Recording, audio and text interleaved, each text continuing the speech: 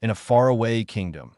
The main character, will craft, activated his golden hand, connecting to the divine hammer Mahonia, forging a sacred relic. With one snap of that hammer, he turned a dull scrap of metal into the holy light severance. The scene shifts to Will in the living room of his new home, which would serve as both a workshop and a newlywed nest.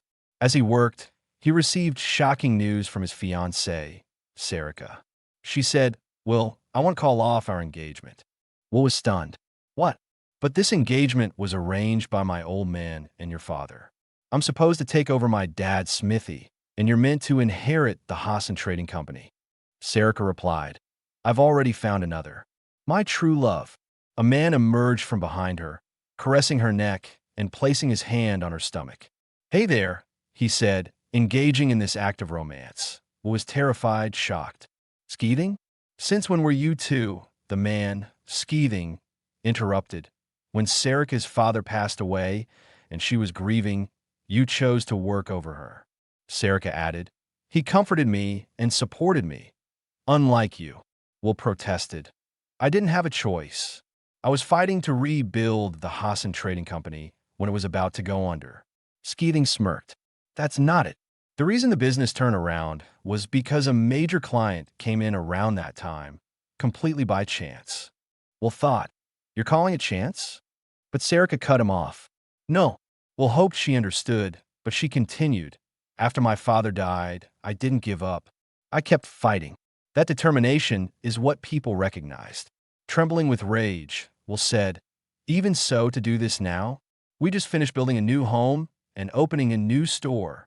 Skeething interjected, "Sorry, bro, but you need to move out. This is our home now. We can't live under the same roof with your ex, right?"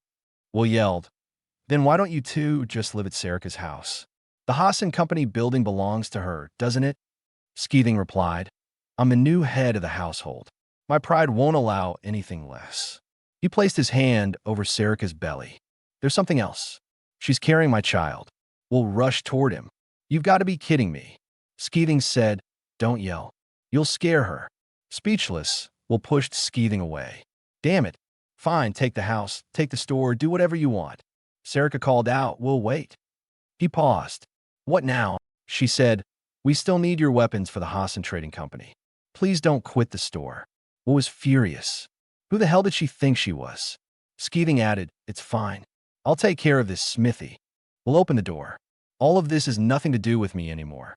The door slammed shut, leaving Sareta in distress. In a flashback, Skeething spoke to his father.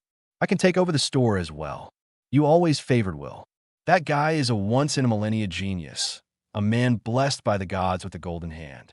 His father replied, "You and I are the same. We're just mediocre, nothing more." Skeething cried, "Don't you dare look down on me, Dad. How can you say I'm mediocre? I hated you. I hated Will for having everything. Trust, God's blessing, a beautiful fiancée. That's why I took all of that from him." He grinned wickedly. A knock came at the door. A woman of great stature entered. "Excuse me, could you tell me where Master Hippusai is?" Both Sareta and Skeething were surprised, bowing. Princess Anna rose. The princess said, "I'm sorry, isn't Hippusai just the name of the store? I heard Will Craft had opened here, so I brought a congratulatory gift for him." Skeething thought, why would a princess visit some random smithy and mention Will's name? He said, "I don't know about the name." The princess recognized Sareta. "Wait, are you the daughter of the Hassan Trading Company's president, the one engaged to Will? You're lucky to marry such an amazing man." Sareta couldn't respond. Skeething intervened. Princess Anna rose. "Will and Sareka's engagement has been called off, and Will has already left the shop. I'm a new owner." Sareta tried to stop him, but the princess smiled. "Is that so? Then it's settled. You're the one taking over Hippusai, right?" Skeething confirmed. "Yes, I'm taking over Hippusai and everything that comes with it." Sareta was distressed, but Skeething smirked. "Rest assured, I'm taking full responsibility." The princess laughed. "Talking big with those arms. Well, I'll be going." As she left with her guards, she ordered, "Cancel all dealings with the Hassan Trading Company immediately. Find Will with everything the Empire has." He can't have gotten too far. One guard asked, but if Will's brother is taking over Hippocy's work, what's the problem? She replied, what do you really know about Hippocy? The scene shifted to Will, throwing stones into the water. He thought, even if they come crawling back and apologize, I'm never going back to the capital. He activated his golden hand, connecting to the divine hammer Mahonia in a flashback on his grandfather's deathbed. Will asked, what is a Hippocy anyway? The old man said, it's someone like me, a blacksmith blessed with the golden hand. Will didn't understand, but his grandfather explained, the golden hand carries a unique crafting skill. Every generation of Hippocy has had it. That's what makes us special. He tossed a coin into the air and, using the golden hammer, activated the skill Ultra Alchemy. With a strike of lightning, the coin turned into a gold bar. Will thought, I could sell this and have enough travel fund for a long time, but if I flood the market, it'll cause a financial crash. Better not go overboard, his grandfather continued. Normally, someone blessed with the golden hand only gets one skill, but you're different. You have 5 different craftsman skills. In the entire history of Hippocy, you're the only one. We've been honing our craft for ages to forge divine artifacts. Well, this is the secret relic I created, the divine hammer Mahonia. I pass it to you. From now on, you're a Hippocy.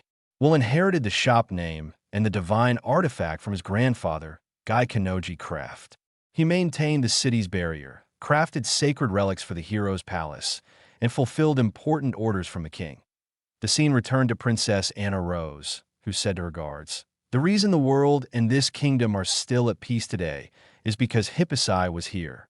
If Master Hippocy stays missing, the barrier will be in real danger. A guard noted, but it was just maintained, so it'll hold for a year.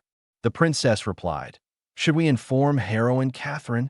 She rejected the idea. No, not yet. We'll maintain the holy sword unless we're attacked by a horde of ancient dragons or something. It'll be fine for a while. Find Will, protect the barriers, secure the safety of the capital, and move out. She thought, heroine Catherine trusts Will not just as a craftsman, but as a man. Now that Will is single again, we better find him fast before someone else tries to snatch him up. The scene shifted to Will, who used another skill, open box. He thought, first things first, stash the traveling money. The maintenance gig started after grandfather died, just to keep food on the table. It wasn't what Hippocy was meant to do. Skeething can take care of the shop now that he recalled his grandfather's words. Hippocy's true mission isn't maintenance. The divine hammer Mahonia is a model. Use this artifact as your reference to fulfill the true mission of Hippocy. You must forge original sacred relics. As a child, Will cried as his grandfather died, his last words being, make the sacred relic and offer it to the heavens. Will said, you were pointing the way for me all along. He used another skill, drifting teleportation crystal, S rank. With one hit of the hammer, an ordinary coin became a teleportation crystal that could transport him to a random location he'd never been to before. Crushing the crystal, he thought, I'll become a legendary craftsman like Grandpa Guy Kanoji. I'll travel the world, hone my skills, sharpen my inspiration, and one day forge a sacred relic even more incredible than Mahonia. As he vanished, a girl's scream echoed. Will appeared in front of a beast girl chased by a monster. She cried, someone help me. Will strengthened his hammer and, with one strike, defeated the monster. Stop right there. The girl hid, terrified. Will approached the beast girl, noticing her bitten-off arm and leg. He saw a slave collar on her neck, a mark of a slave-trading merchant's merchandise. Looks like her owner got eaten. He thought, as he approached, she cried harder, scared. Don't try to move. You're severely injured, Will said. Using his hammer, he activated the golden hand and the skill full restoration. Striking her injured leg, he repaired it instantly despite her pain. She gasped, no way. What did you just do? Will explained, I used my hammer to activate a skill. I repaired your damaged leg with full restoration. He added, I'm going to try another skill. Striking her neck, he removed the slave collar. If you had tried to remove it, your head would have exploded. Now you're truly free. Overjoyed, she hugged him. My name is Poro. Thank you for saving me, big brother. Will introduced himself. No problem. I'm Will Craft. It's getting dark, so let's set up camp. He found a tree and, with a strike of his hammer, activated transformation, wood in a log cabin. The tree morphed into a majestic tree cabin. Poro was shocked. What the heck? The tree turned into a house. The scene shifted to the Gritanera Kingdom's frontier. Someone exclaimed, a horde of ancient dragons. Who could have done this? Atop a mountain of dragon corpses stood heroine Catherine Iceberg, the Lady of the Holy Sword. Everyone knelt. She handled it all alone. The town's protective barrier isn't a real solution for the kingdom's peace. Lady Catherine is absolutely necessary. They urged, Lady Catherine, come with us to the royal capital. Catherine asked her sword something incomprehensible. She noticed, it looks like the sword has been chipped. A man blushed. No way. Did Lady Catherine, cold and composed, just smile? Catherine, blushing, said that's just how it is. She teleported to the Gritanera Kingdom's royal capital. Her sword transformed into a cat. Thanks, Carol. You're in a good mood. The cat teased. Bet you're excited to see that beloved Smith prince of yours. Carol smiled. I'll finally get to see Will again. The cat purred. I love Will too. Nobody maintains me as carefully as he does. He said the sword couldn't chip unless we fought 100 ancient dragons. So you exterminated an entire horde just to test it out. You pushed me to my limits to see him. Carol admitted, I'm only here because he's here. At the smithy, she checked her appearance. No problem. She rang the bell. Skeething opened the door. Well, hello, gorgeous. Come on in. Carol's smile darkened. Where is Will? Skeething bowed. Wait, Lady Catherine. My brother isn't here. She pushed past. I'll wait for him here. Skeething replied. My brother has been fired. Starting today, I'm the new owner. Furious, Catherine released her aura, nearly knocking Skeething down. So, this idiot is the one who will inherit this and kicked Will out? She pointed her blade at his neck. Where is Will? I need him to repair the holy sword. Skeething, thinking she was just mad about the sword, said, Oh, is that what you need? In my brother's place, I'll personally maintain your holy sword, Lady Iceberg. The sword, in its cat form, scoffed. Carol, and we're the only ones who can see me. Maybe the little brother has a chance. Skeething boasted, I can do it. I'm far better than him. Taking the sword, he thought, once she sees my skill, she'll keep coming to me instead. Will was just born first, that's it. This is my chance to take everything he holds dear. As he worked, the sword cried out, It hurts. You're way too rough. Treat me gently. It released a monstrous aura. Stop, you dumb son of a gun. Skeething, terrified, screamed, My arms. My arms are going to break. Catherine caught the sword. Wow, you seriously pissed it off. The sword complained. He's not even listening to my voice.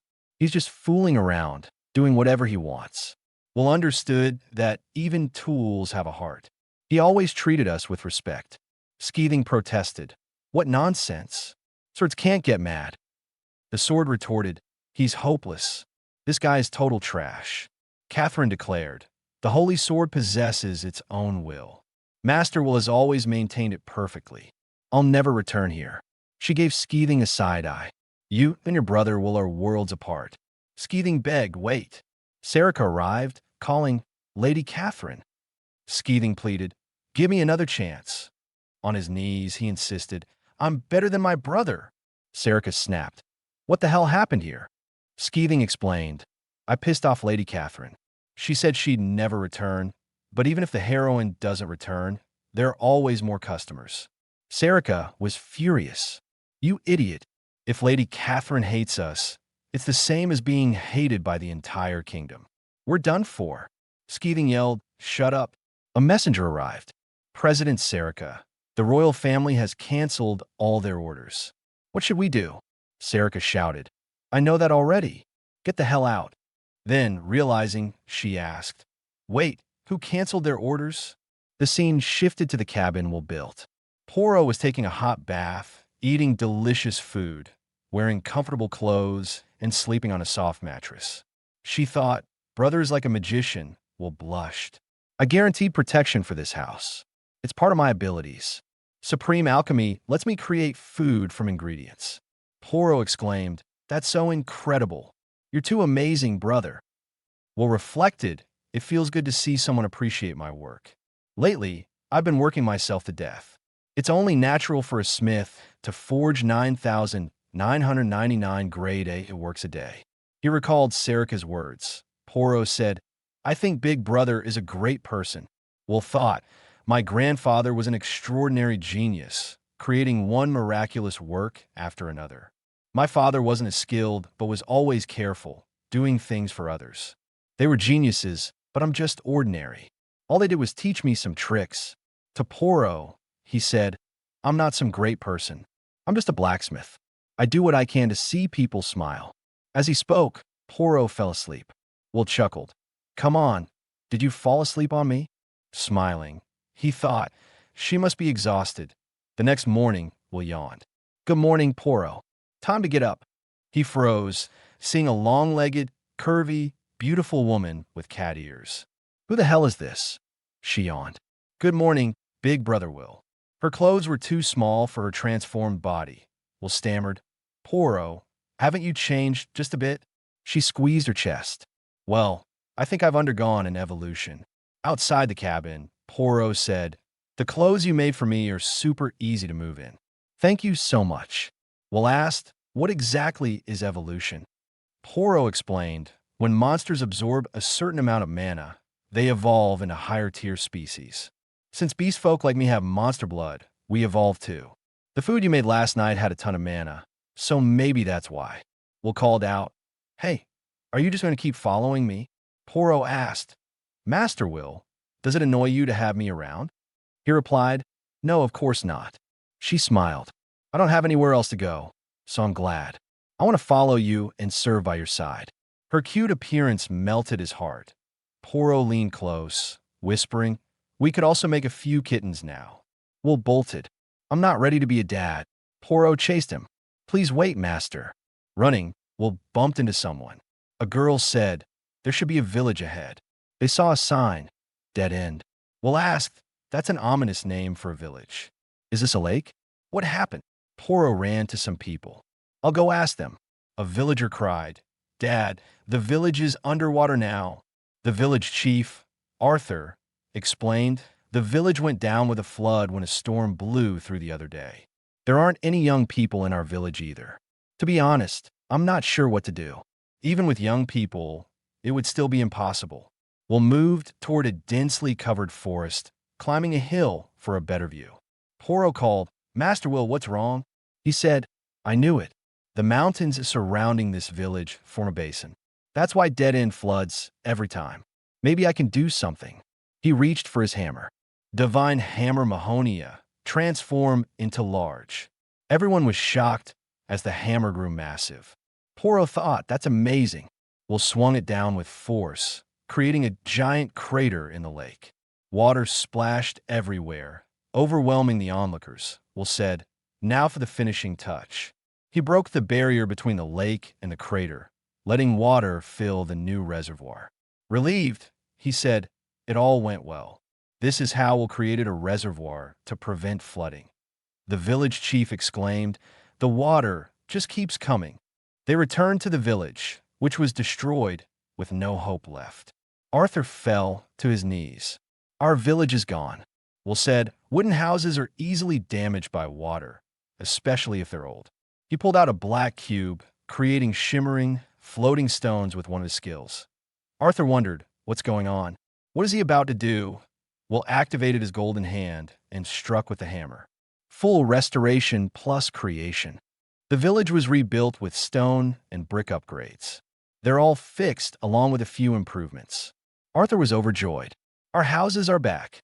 Villagers marveled. "Is this for real?" Arthur asked, "Are you some kind of great mage?" Everyone bowed, saying, "We're eternally grateful. Now we can live in peace."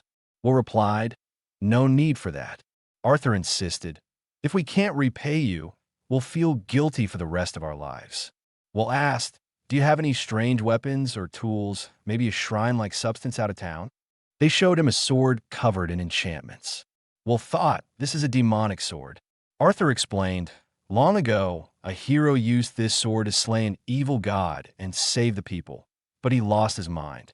Our ancestors sealed this demonic sword in this shrine. We'll remove the enchantment papers and held the sword. I never thought I'd see such a murderous weapon here. Arthur asked, Sir Will, are you fine? It's difficult to even touch this and keep your sanity. Will instructed Poro, go outside and wait with Arthur. Poro protested, but I can't protect you if I'm out there. Will reassured her, don't worry.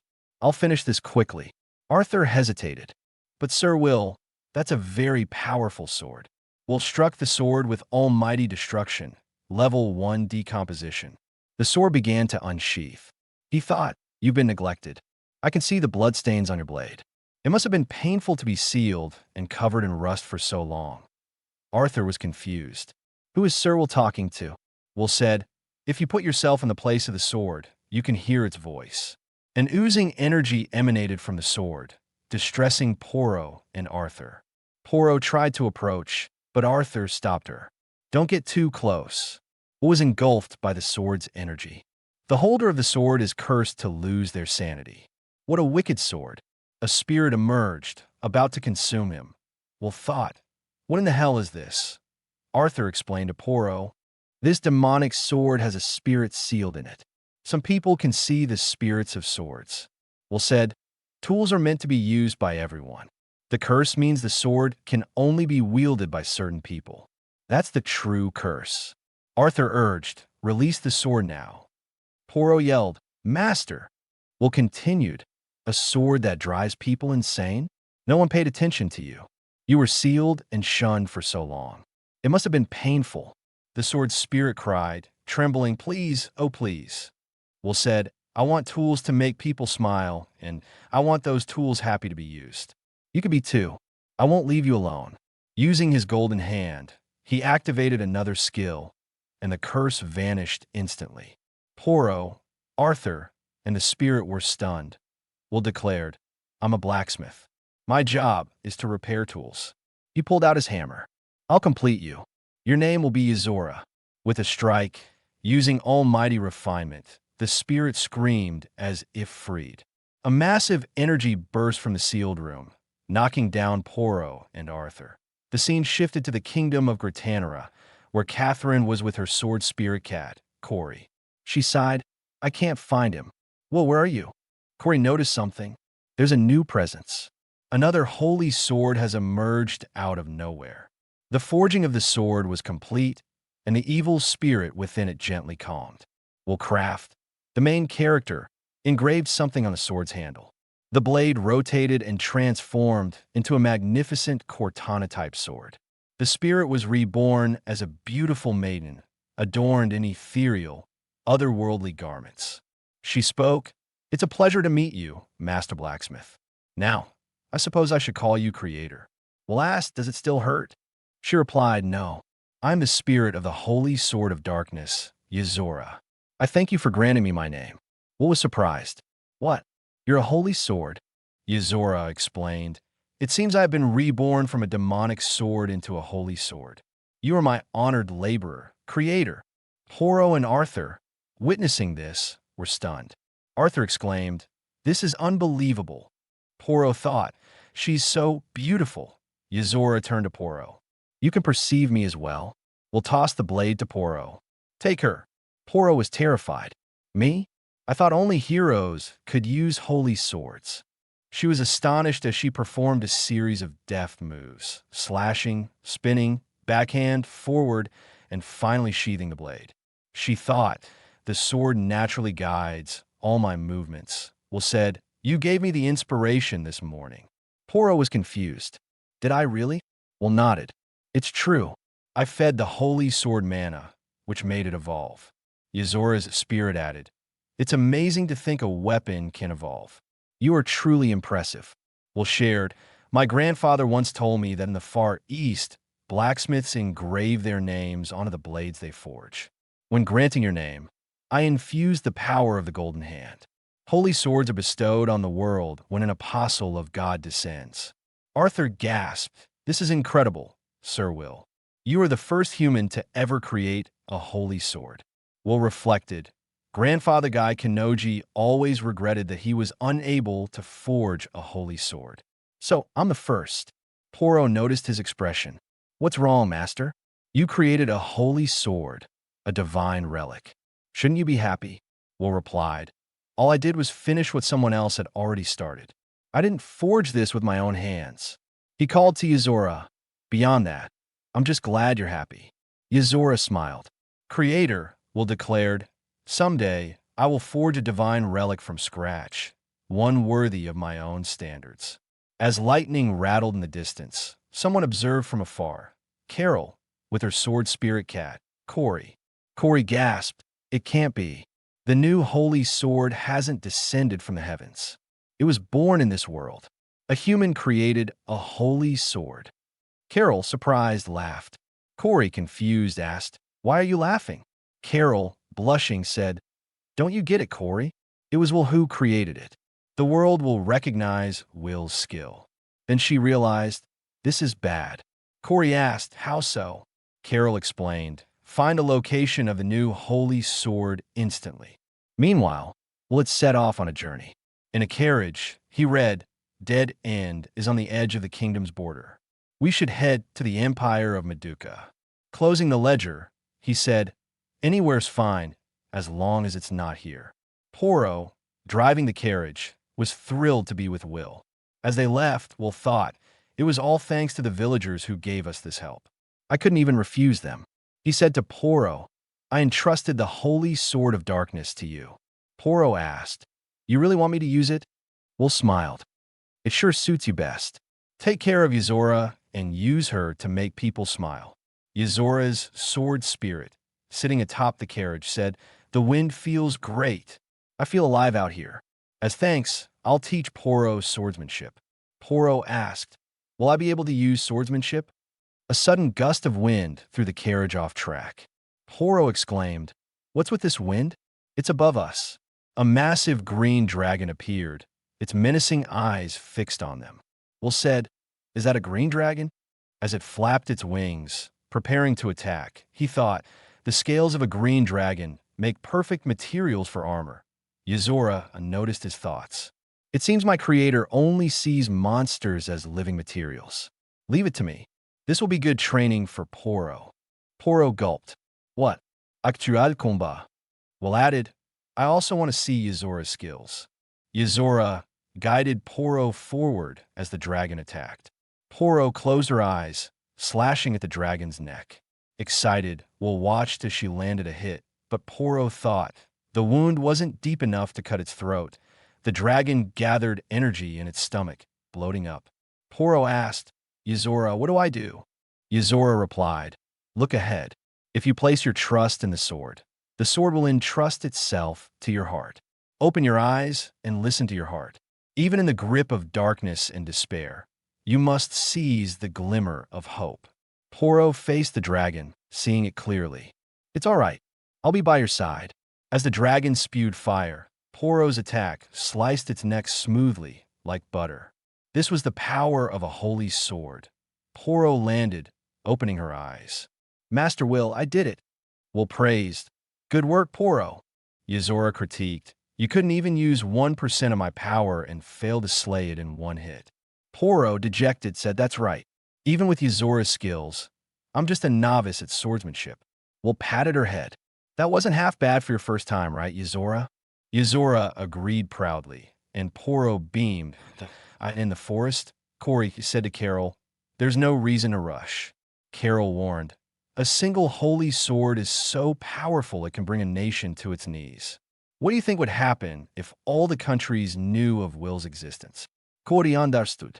Their unchecked greed would ignite a war over Will. Carol nodded. Yes, but that's not important. Before the world learns of Will's capabilities, I'm going to propose to him, marry him before anyone else does. Cory was astounded. Seriously? Why now? Carol, embarrassed, said, if it's discovered that Will is a godly blacksmith capable of creating a holy sword, all the ladies of the world will propose to him in masses. I won't let that happen. Cory, how much distance is left? Speed up, Cory reported. The Holy Sword is in Dead End Village, at the kingdom's border, but we're heading close to the Empire of Madoka. Carol stopped. The Empire of Madoka? That means a hero of the Empire. Lightning cracked from the sky, striking the dragon's corpse in front of Will. He muttered, "Thunder? It's her, isn't it?" A beautiful woman appeared, wielding a whip as a lightning rod. "I finally found you, Sir Will." Will recognized her. "It's been a long time, Lakia." Poro, confused, asked, "Who the hell are you?" Lakia ignored Poro, addressing her dismissively. "I doubt you're capable of protecting your master." She attacked Poro with her whip. "Let's see if you can keep up." Will tried to intervene, but they clashed, whip versus sword. Poro exclaimed, "Is this a whip?" Lakia smirked. "This isn't just a mere whip. This is my partner, the holy sword of lightning, Thunderthorn." Poro was shocked. "That's a holy sword too?" In the forest, Cory told Carol, "The heroine of the holy lightning sword, Lakia, has made contact with Will. There are 6 holy sword users in this world, all wielded by battle maidens. Lakia, the lightning heroine, brandishes the mighty Thunderthorn." Carol fumed. "If that dirty tramp tries to seduce Will, I'll kill her. Let's hurry." Lakia taunted Poro. "Caught you hook, line, and sinker." Poro attacked with Yuzora. "Take this." But she couldn't cut the whip, which was unnaturally hard. Lakia laughed. "Is that a holy sword? And you can't even cut my whip?" Lakia withdrew her whip, then unleashed a lightning attack. Poro, caught mid-air, was vulnerable. Will intervened, using almighty refinement. Air shield, redirecting the lightning to a nearby mountain. Will caught Poro as she fell. "I shouldn't have let you do that." Poro apologized, but will turned to Lakia. Lakia, with a grim face, said, "This woman is too weak. I cannot accept her as Master's wife." Poro was confused. "Master's wife?" "No, she isn't," Lakia said. "Master, do you remember our deal? If I win against you, you'll take me as your bride." Will sighed. "Must you always make these jokes?" Lakia, serious, replied, "Does it look like I'm joking?" She whipped up a thunderous cloud, preparing her final move. "This ends today. I'll surpass you right now." Yuzora warned, "Those clouds, that thunder is bad. She was just playing around when she fought me." "Master, brace yourself." Lakia released her ultimate technique, Fly Dragon Draconic Thunderstorm. A dragon-like creature formed above Will's head, threatening to turn everything to ash. Will said, "I've got no choice but to use my full power." He activated Almighty Destruction, level max Oblivion. With one hit, the dragon was eradicated, and Will retrieved his hammer. Lakia marveled. "I never imagined you'd shrug off a hero's attack so effortlessly.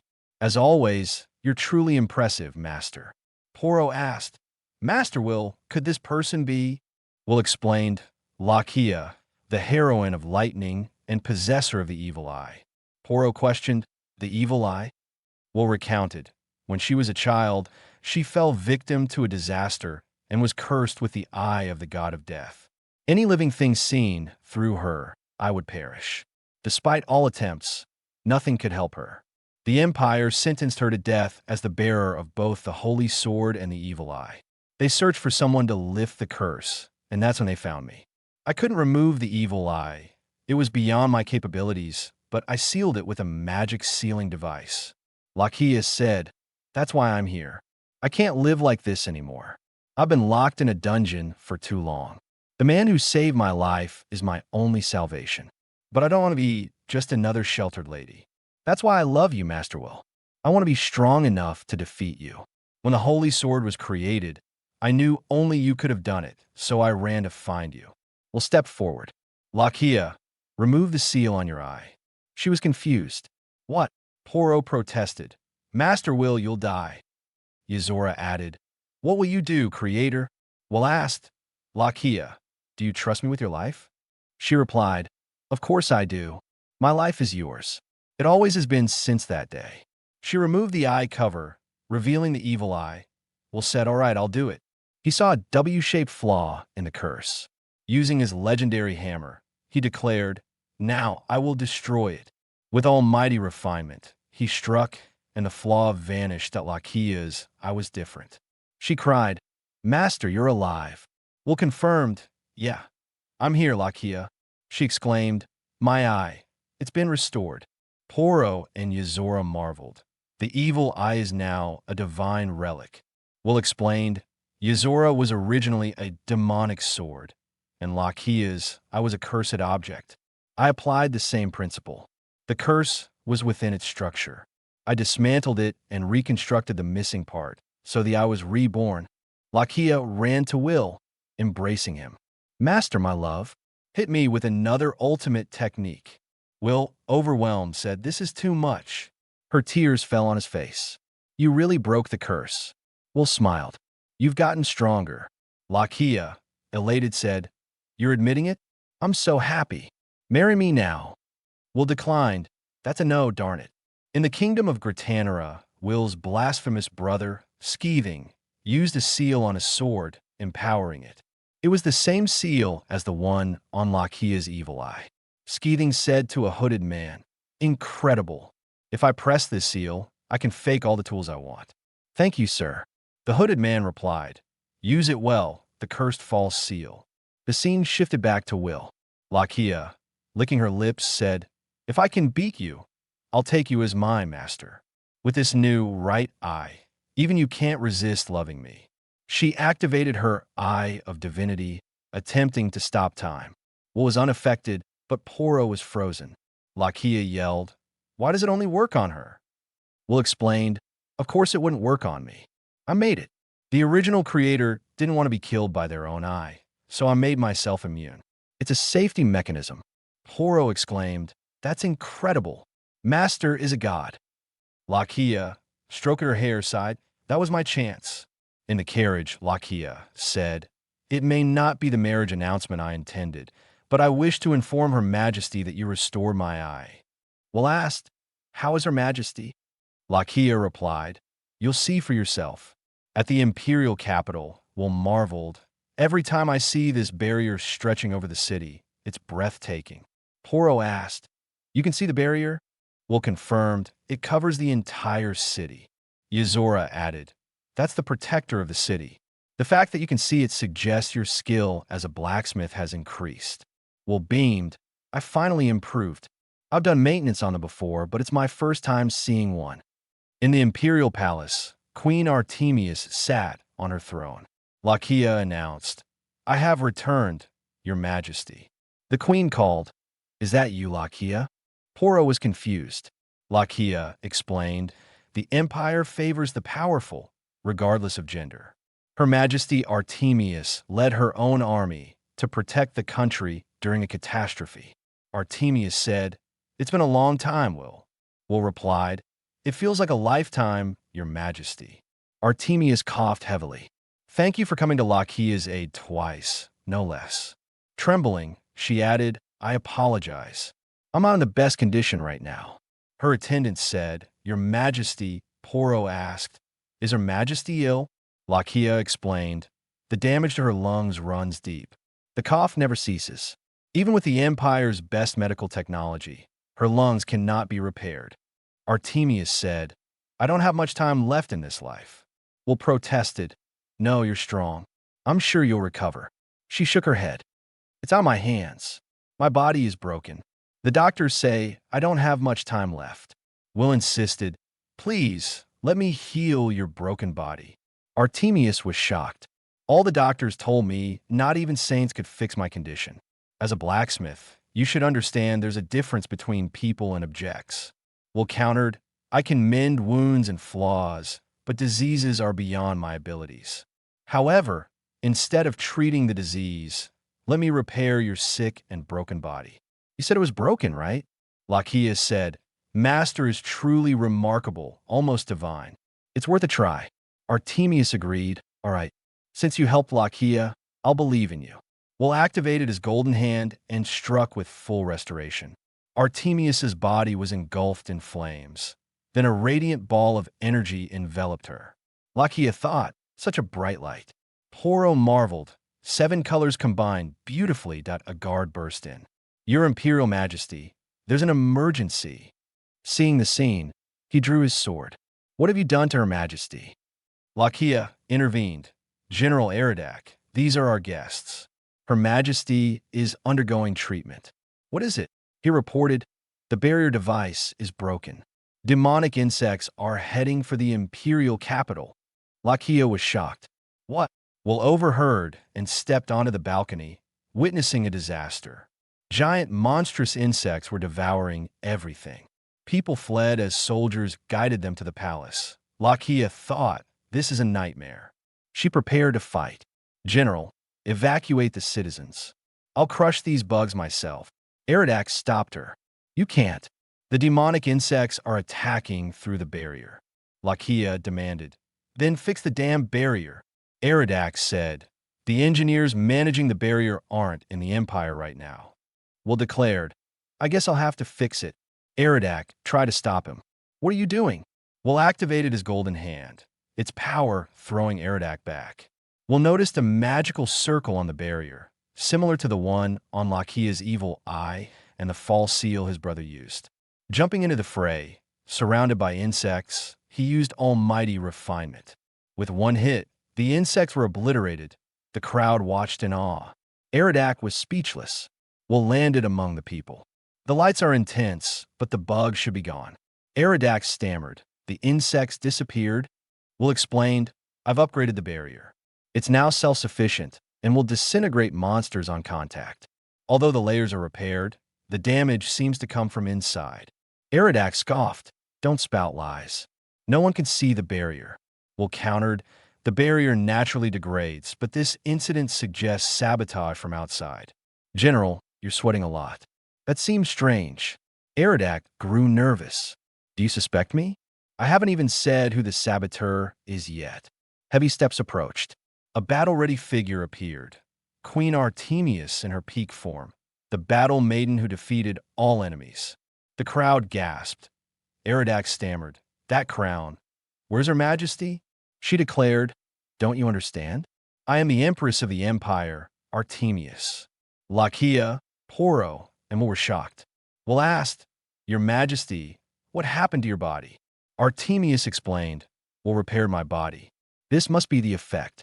Will said, Not only were your cells healed, they were replaced with new ones. It's a divine miracle. Long live Majesty Artemius. The crowd cheered.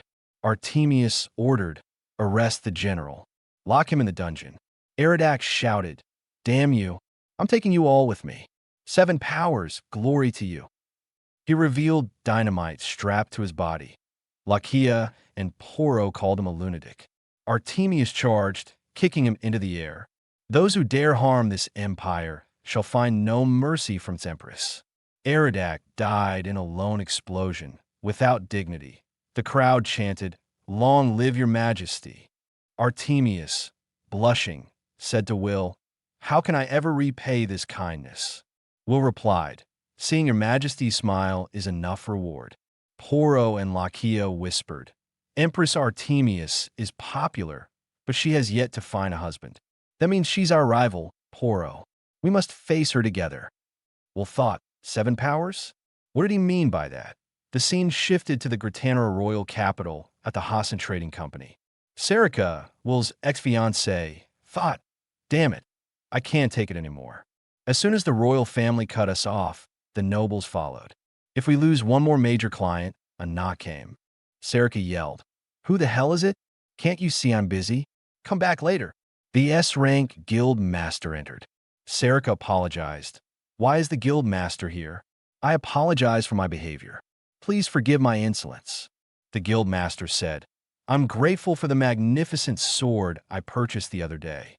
It was one of Will's swords, Sareta said. I'm honored to be of service. The guild master continued, I liked it so much, I thought it wise to order 50 more for the guild. A box of sword arrived. Sareta said, We poured our heart and soul into forging these. Are they to your satisfaction? The guild master tested one, then used Will's sword to cut the others in half. They crumbled into rusted blades. Sareta fell to the ground. The guild master declared, They're fakes. Total fakes. They only look like grade A swords. Sareta protested, That's impossible. The guild master fumed. You put my subordinates' lives at stake. Sareta begged, hugging her leg. Have mercy. I swear this won't happen again. If we get sued, we're finished. The guild master said, I never thought it would come to this, but the Hasen company is doomed. I'll see you in court. In the workshop, Skeething crafted fake swords with a false seal. This is a breeze. With this seal, I can hide a trashy sword's appearance and sell it for an outrageous price. Sareta stormed in, throwing the swords down. Skeething, what's going on? He replied, Sareta, is that you? This is one of my swords. He held the false seal. Sareta realized, so all these were fakes? Because of your stupidity, we're getting sued by the entire Adventurers Guild. Skeething argued, we could just sell more. We'll be raking in cash. People prefer quantity over quality. Sareta snapped, quality means nothing to you as long as it sells? Those words are an insult to all blacksmiths. She challenged, forge a real grade A sword this time. Skeething was speechless. Sareta continued, you can't, can you? You acted like an imbecile, and it cost us everything. I was blind. What was the heart keeping the Hasen company alive? His skill made our products sell. Skeething, enraged at Will's name, clenched his fist. You want me to rely on him again? With his cursed seal, I'll turn garbage into priceless relics. Sareta, disgusted, said, those fakes are worthless. She remembered Will, thinking, how could I have been so stupid? Skeething tried to stop her, but she slapped him. That's enough. Will was far more capable than you. Skeething collapsed, muttering Will's name, engulfed by dark energy. The hooded figure who gave him the seal watched from afar. Laughing, the scene shifted to Will. Poro asked, Master, is this the area Her Imperial Majesty gave us? Crowley, Will said, I told her I didn't want a reward, but she said the Empire owes me its survival 3 times. I'd never hear the end of it if I didn't accept. The title Lord of Crowley is a bit heavy. Just call me Will. I'm glad this land has a mine. Soon, Her Majesty will send people to manage the estate. I can't wait to start on the workshop. Poro pointed. Master Will, what do you make of that village over there? As Will Craft, the main character, and Poro approached the village, Will remarked, it's eerily quiet. There's not a soul in sight. A scream pierced the silence. Will turned to see a girl running, tripping, and falling. She cried no. A looming dark shadow, a lizard monster, loomed behind her, poised to devour her. Will activated almighty refinement. Air prison, trapping the monster's claws tightly. The girl escaped. Will instructed, Poro attack. Poro charged with her sword. Going after a little girl? That's unforgivable. But the girl shouted, wait, don't hurt Grandpa. Poro froze, confused. Will was stunned. Poro introduced him. This is the Lord of Crowley, Sir Will Craft. The girl, bewildered, said, you the new lord? Villagers emerged from their homes, kneeling. Please, sir, help us. Save our village. Poro, puzzled, asked, what do they mean? In a hut, the girl introduced herself as Nova and the caged beast as Grandpa Lugardo. He was once our village chief. Will was shocked. He was what? Nova revealed lizard scales on her body. This is the curse of the white dragon from the mountains. Will, still confused, asked, why dragon gods? Nova explained, since ancient times, the white dragon god has unleashed violent winds. Get caught in them, and his curse marks you. If it progresses, your body becomes a lizard man. Will examined the caged beast, noticing a familiar seal, a magical circle like those he'd seen before. He thought, another magical circle. He said, I'll take it from here. With his hammer, Will attempted to unseal the curse. The monster roared. Poro and Nova called out to him. Will activated Golden Hand. Using almighty destruction and almighty refinement, the lizard man transformed back into a human old man. Nova cried, Grandpa. She hugged him. You're okay. The curse is lifted, Lugardo said. The new Lord has healed you. Everyone get in line. With 1 strike per person, we'll cure them all. Nova and Lugardo were speechless. Nova celebrated. Everyone's back to normal. As Will prepared to leave, Nova stopped him. Where are you going, Lord Will? Will replied, looks like the white dragon god is next. Perhaps the 7 powers are involved. At the White Dragon Mountain Range, amidst corpses and uprooted leaves, Will and Poro stood in a dense miasma. Well, thought, such a dense miasma. A melted body groaned, sorry for the hassle, but without the barrier you cast, we'd have ended up like that person. Will had erected a barrier to protect them from the miasma. He said, "This is strange. This is the source of the curse, but the White Dragon God isn't here." Poro, looking around, was pushed by a root-like tail falling. What was that? The black-white dragon god appeared. Poro exclaimed, "Why is it black?" The dragon filled its throat with fire, attacking Poro. Flames engulfed her, but Will intervened with his hammer, using almighty refinement to create a massive barrier, halting the flames. "This is my upgraded barrier, better than the one in the imperial capital." Poro said, "It's a divine barrier, right?" The enraged, white dragon god attacked Will's barrier with its mouth, but it held firm. Will tapped it gently. Not only does it guard against miasma, its flexibility absorbs physical attacks. The barrier returned the dragon's fire, throwing it back. The dragon landed far away, but the ground beneath them cracked. Will said, "I didn't expect this, but the ground was hollow below." Thanks to the barrier, Will and Poro survived. He asked, "Poro, are you all right?" She replied, "I'm alive, thanks to your barrier." The white dragon god groaned in pain. Will noted, "Seems flying isn't an option for it. It appears to be cursed." Poro asked, "Can you diagnose a dragon? Can a dragon even be cursed?" Will approached the dragon, noticing something. Poro tried to stop him as the dragon lunged. She said, "When I stepped on its tail, was that what made it angry?" Will shook his head. "No, it's not angry. It's in pain." He addressed the dragon. "Honorable dragon, I don't know what caused your anguish, but if you trust me for a moment, I'll restore you to your former glory." Seeing Will's eyes, the dragon subdued itself. Will raised his hammer. "Here we go." With one strike of almighty refinement, the black dragon shimmered, turning crystal white as befitting the white dragon god. The dragon spoke, "My scale's color has returned." Will said, "Good. Dragons always speak." The dragon replied, "I am a dragon god, so I am capable of speech." Poro gasped, "You're truly a dragon god?" The dragon god said, "I thank you for returning me to my original form." Will introduced himself. "I'm Will, a traveling blacksmith." Poro added, "It's Will Craft, Lord of Crowley now." The dragon said, "Crowley? We are similar." Will and Poro were confused. The dragon explained, "We share the same name, bestowed upon me by my king of old." Will asked, "So this land bears your name?" "I apologize for intruding upon your domain." The dragon god said, "No, this kingdom has long vanished. You are now the land's true owner." Will inquired, "What led to your curse?" The dragon fell silent. "Ever since this land lost its king, I was consumed by grief. In my sorrowful days, the curse was inflicted upon me by the same person we saw before." Poro said, "When the winds from the mountains spread your curse, it infected the villagers."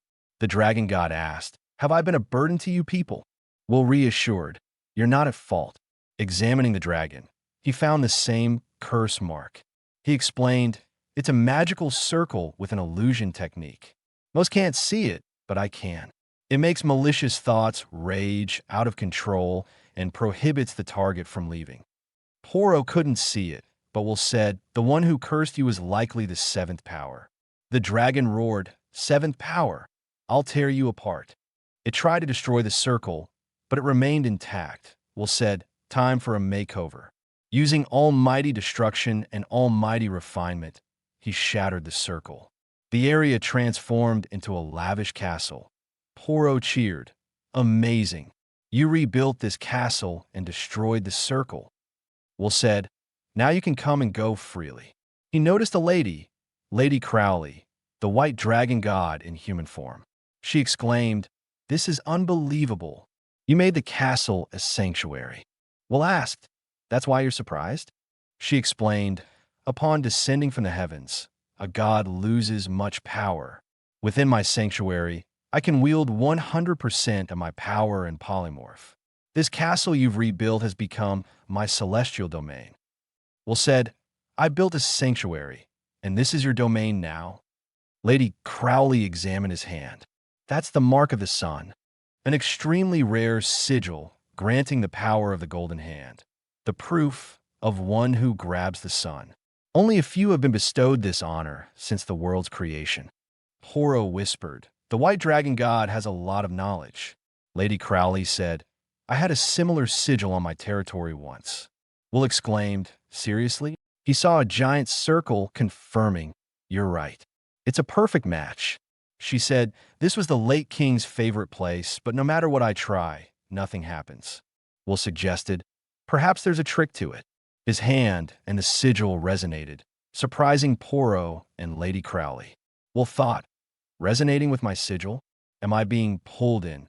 He opened his eyes in a shrine, an entirely different place. What's happening?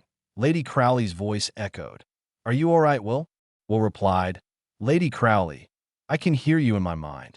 She explained, it's telepathy, a skill for long-distance communication. Will said, that's incredible. Horo relayed, the white dragon says it allows synchronization of senses. Will, after being engulfed by the sigil, you've been transported to an unknown city, correct? Will confirmed, yeah, that's the only explanation. Bumping into a wall, he noted, even though it's daylight, there's no sun. Lady Crowley asked, are we thinking the same thing? Will said, probably. It's likely an underground space. The sky is an illusion, a vivid one. He told Lady Crowley. The sigil was the entry point. This artificial space, this walled city, how is it related to the Hipposai workshop? For what I heard from my grandfather, Guy Kanoji, the workshop blocks entry similarly. If a dragon god like you can't enter, I suppose no one can. Lady Crowley said, I appreciate the vote of confidence, but I have my limits. Will noticed a familiar circle. This part feels different. Clicking it, a portal appeared, a gate. Lady Crowley shouted, Will, that's an ultra-rare, top-tier, near-impossible dungeon. The Fall, one of the 7 hills. Will thought, 7 hills? She explained, this is the first to be found. They're ancient hidden dungeons throughout the world. Humans leave traces of magical power when exploring a dungeon, but this one has no lingering scent. You're the first to set foot here. Will said, but if the sigil was created by a Hipposai smith, it's unusual that no one has been here. Examining the ore, he noted, it's not adamantine or divine iron. It's an unknown mineral I can use. Lady Crowley said, according to the books I've read, dungeon walls are indestructible. Will used almighty destruction, level 1 decomposition, easily gathering the ore. She was shocked. What did you just do? Absolute destruction? Are you really a blacksmith? Will asked, what's your point? She exclaimed, one hit can erase everything. Do you not understand how dangerous that is? Will shrugged, is that so? He stored the ore, saying storage. Lady Crowley yelled, now you're doing this crazy thing? What even is that box? Will replied, are you talking about my storage? She said, of course that's what I'm talking about. He explained, it's an extension of the golden hand, one of its many features. She protested, golden hand is one of the highest production skills, but it's not supposed to have multiple features. Will said, in my case I have 5, almighty refinement, destruction, full restoration, enchantment, and… He trailed off. Lady Crowley gasped, are you kidding me? Will admitted, I'm not a huge fan of the 5th skill. It feels… well, that aside, let's finish mapping the dungeon. Lady Crowley said, you'll have to do some exploration. We'll reveal the map. Nope, it's already done. She shouted, when did you? Will explained, almighty refinement created a map in no time. When I hit the ore, I used the vibrations through the ground to map the labyrinth. She marveled, that's like Bat's sonar. Is there nothing you can't do that's godlike? Will insisted, no, I'm just good at making things.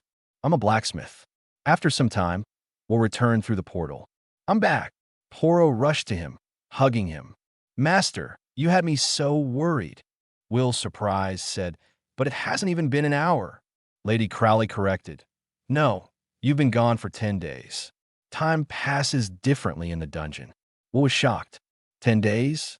A compensation is required then. He gave Poro a gift.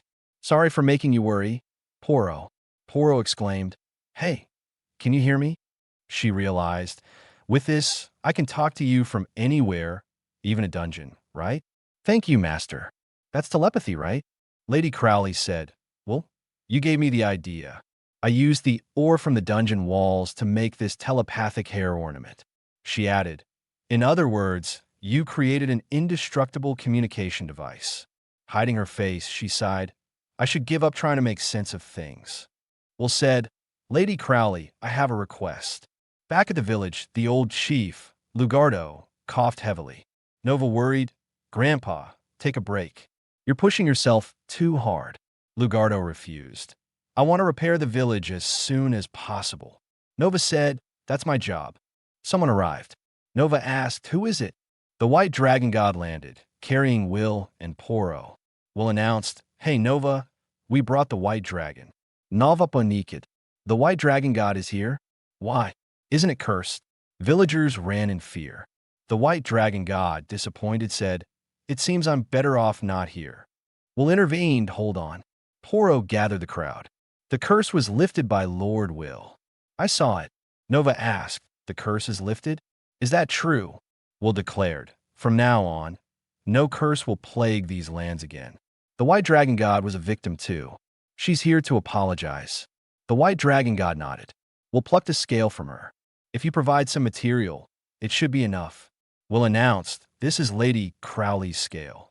With his hammer and almighty refinement, he created a magnificent structure of the white dragon god, with water flowing from its mouth, a fountain shimmering in 7 colors.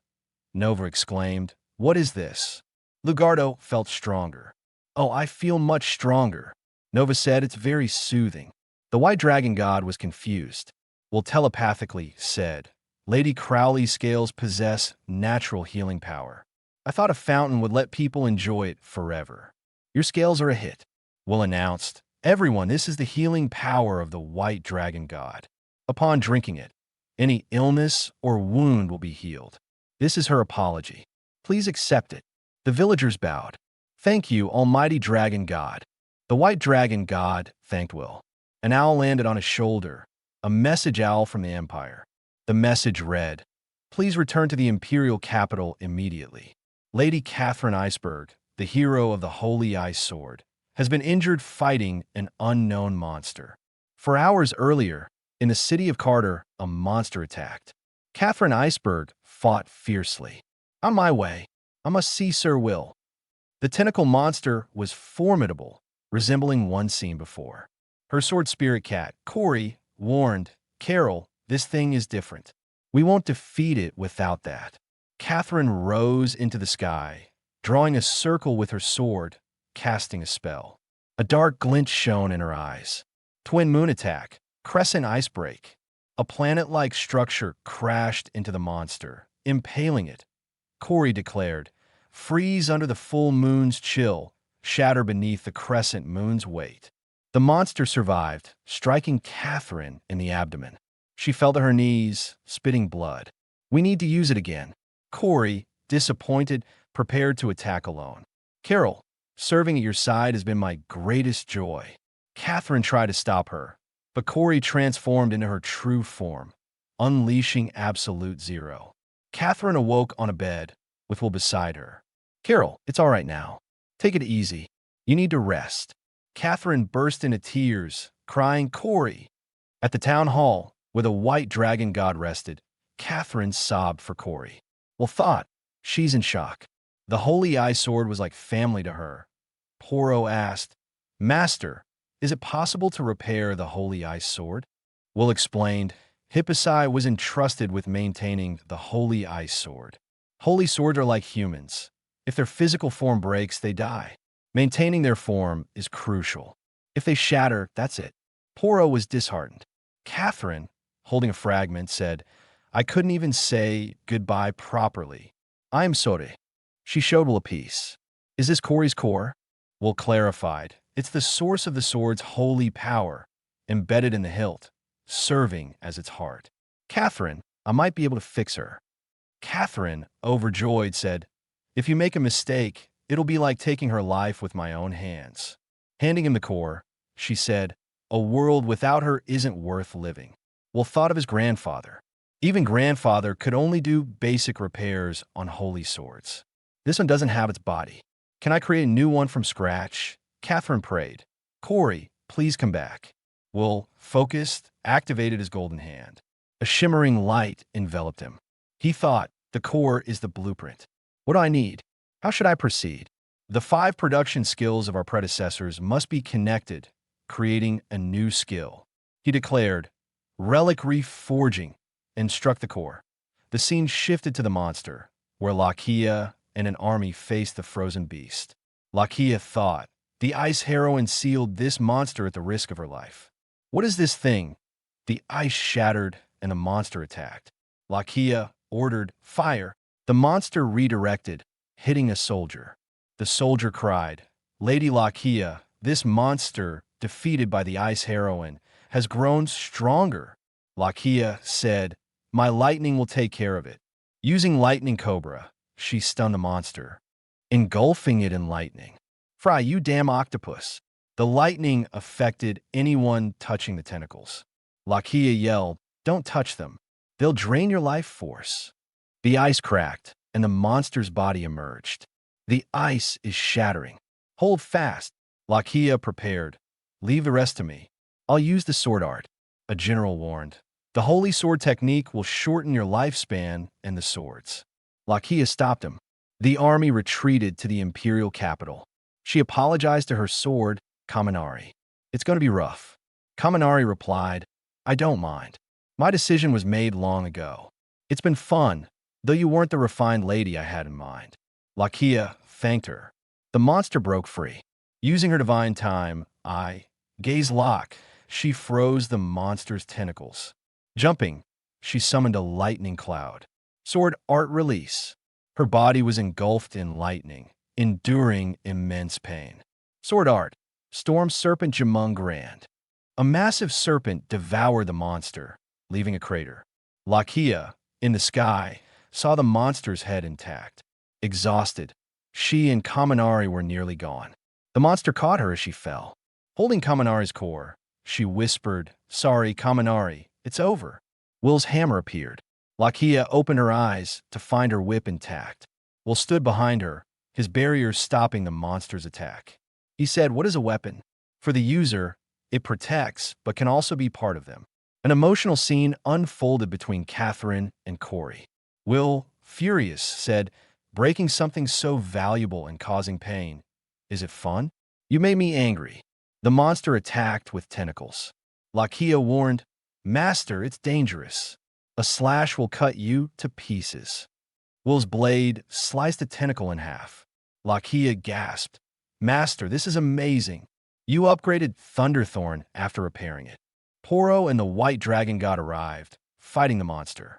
Poro slashed a tentacle, and the dragon god attacked. Yuzora warned, be careful. The tentacles inflict a curse that drains Holy Sword's energy, especially their main body. The monster transformed into a sun lion, a divine beast. The white dragon god said, impossible.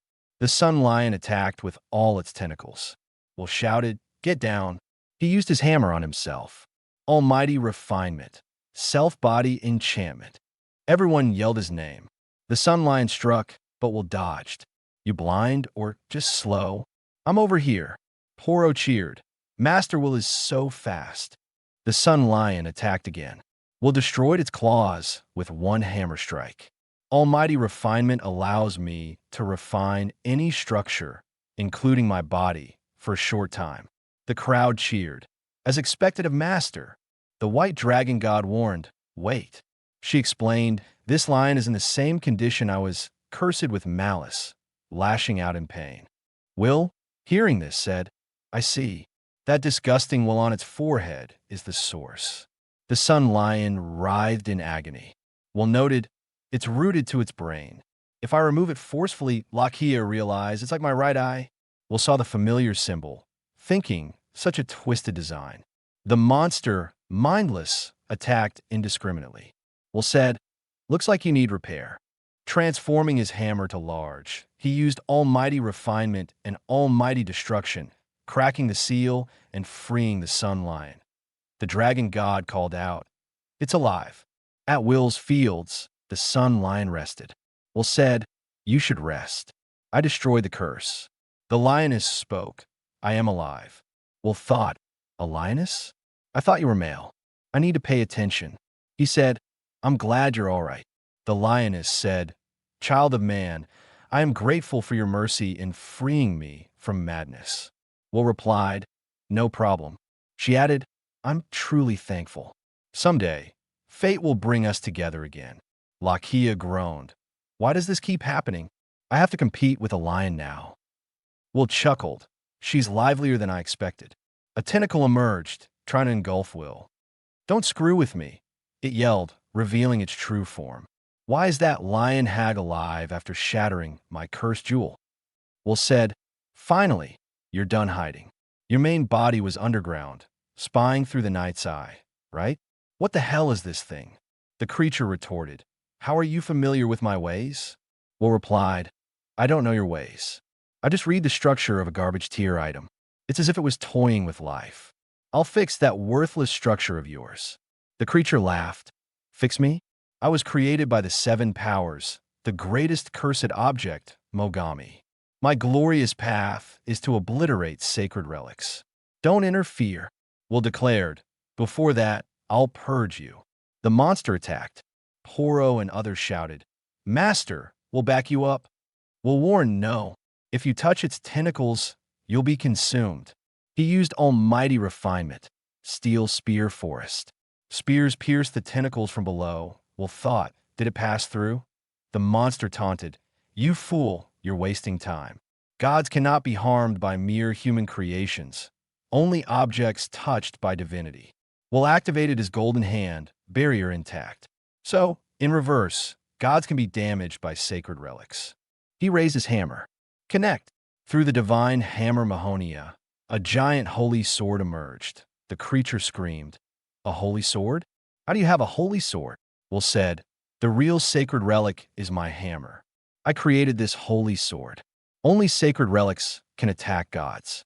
If it's fake, I can use magic to copy it for 1 minute." The monster yelled, "It's a fake." Will revealed his fifth skill, infinite forgeries. Infinite boxes appeared above him. The monster was terrified. Will explained, "Within this box, the memory of a holy sword is stored. The golden hand's owner can copy the item as long as there's mana. The fake can be duplicated temporarily. Hundreds of thousands of holy weapons poised to attack." Poro gasped, "All those are sacred relics." Lakia recognized, "Aegis, Gungnir, Excalibur." Will declared, "It's over." The monster, desperate, said, "I won't let this." Poro warned, "Master Will, the tendrils are coming." The sacred relics impaled the monster.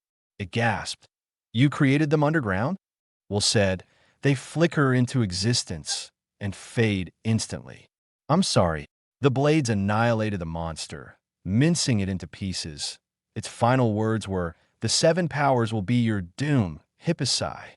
After the battle, the scene shifted to Willcraft, the main character being fussed over by Poro. Lakia, the lightning heroine, stepped away from Will. The fiery brunette muttered, "This is my duty as his future wife." Catherine Carroll, the ice heroine, teased, "If I recall, you still haven't beaten Sir Will once, right?" Lakia snapped, "I don't need you to keep count, hag." Poro interjected, "Enough, both of you. Leave it to me." Will, recovering, said, "My mana's already restored. You should share the care among yourselves." All three girls shouted in unison, "No, Master Will, you need to recover." Will, overwhelmed by their synchronized feeding of 3 dishes at once, muttered, "One moment they're arguing, the next they're in perfect sync." A voice agreed, "Indeed." It was Her Majesty, Empress Artemius. She approached Will, touching his hand. "Survivor, how do you fare? You must receive a proper comprehensive examination. After all, you're a treasure of our empire." Catherine, startled, said, "Your Majesty, when did Sir Will become part of your empire? He's a citizen of the kingdom. You can't arbitrarily claim him." Will clarified. Well, Her Imperial Majesty did bestow me a noble title. Catherine's eyes welled with tears. Wait, really? So you've truly become a noble of the Empire? Will reassured her. It's all right, don't worry. I'll always take care of you. Flustered, Catherine blushed deeply and bolted from the room, stammering, I'm going to cool off outside. Will, puzzled, asked Artemius and the others, was she really that happy about me promising to maintain her sword?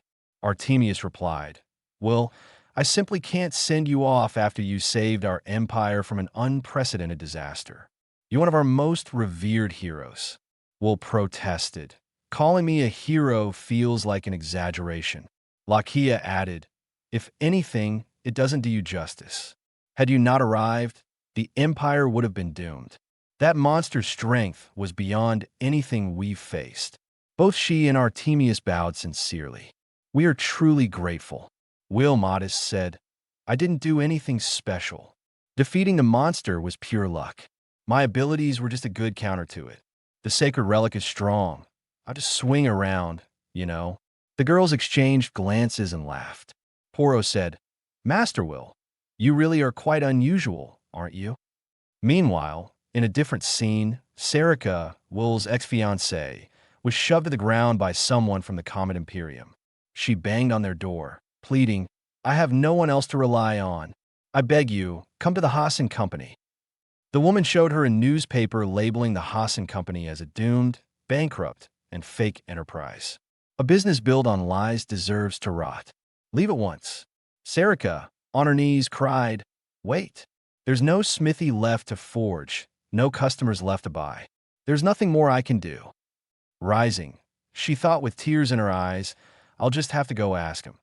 The scene shifted to an open street where Skeething, Will's blasphemous brother, carried the false seal and a bag of weapons. His hand was nearly black, and he walked like a dead man, laughing maniacally.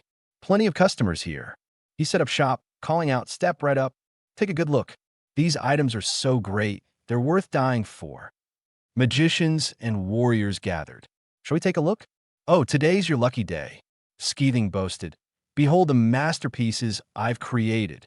Excalibur, Aegis, Gungnir, Leviathan, all legendary items for the low price of 1,000 gold pieces each. A warrior exclaimed, Excalibur for 1,000 gold? Skeething thought, come on, buy it, you fool. It's originally junk. He smirked, just wait, Sareta. I'm going to make us filthy rich that a magician cast a crystallization spell. My novice magic is bad, but this should work. Let's see what this thing can do. Skeething, oddly enthusiastic, said, That's the spirit. The sword cut through ice effortlessly. Skeething, with a smug look, declared, Behold the power of a legendary weapon. The crowd eagerly reached for the weapons, saying, So affordable. But someone intervened. Skeething approached. Want an Excalibur? I'll sell it for 1,000. The man refused. Absolutely not. I wouldn't pay 1 gold for this. It's fake. Excalibur could cut ice, but this chipped after 1 swing. The crowd gasped. These are all fake? Skeething protested. What? Of course it can chip. It's still a sword. The man countered, No. Legendary weapons radiate power just by holding them. This is total junk. He threw the sword, and it shattered. You're trying to scam us, aren't you? The crowd jeered. You're no real smith. Skeething shouted, How dare you call these fakes? I'm the head blacksmith of the Hassan Company. Even gods would envy my skill. The crowd scoffed. Hassan Company? Today's newspaper said they're bankrupt. They chanted, Hassan Company sells fake goods. I'm boycotting your business. You fraud. Skeething, desperate, insisted. That's not true. My talent is undeniable. A voice yelled, Skeething, what the hell are you doing? It was Sareta. You're a complete idiot. Skeething retorted, I'm trying to save the damn company. Sareta snapped, Quit wasting time. There's only one thing we can do. Find Will and apologize to him. She showed him a paper. Hero of the Empire, Sir Will Craft. Before she could finish, Skeething kicked her hard in the abdomen. She collapsed, wailing, What are you doing? I'm carrying your child. Enraged, Skeething roared, Will. Shut up. To hell with that lunatic idiot. Sareta, shocked, said, "What kind of crap are you saying?" Skeething screamed, "I'd rather die than apologize to him. What's this gap? A great hero? Legendary weapons? That's all bullcrap. I'm here. What the hell are you whining about?" Sareta slapped him. "You're so disappointing because you're completely talentless." Skeething froze. Sareta sighed and walked away. He tried to stop her. "Wait, Sareta, are you abandoning me?" She replied coldly, "Stay there. I'll apologize alone." Skeething groaned. Sareta. His anger and jealousy fueled the false seal, transforming his entire arm. The crowd gasped. "This is insane." Someone called the guards. Skeething, consumed by darkness, muttered, "Good. You've come back, my brother. This time, I'll take all your talent and skills."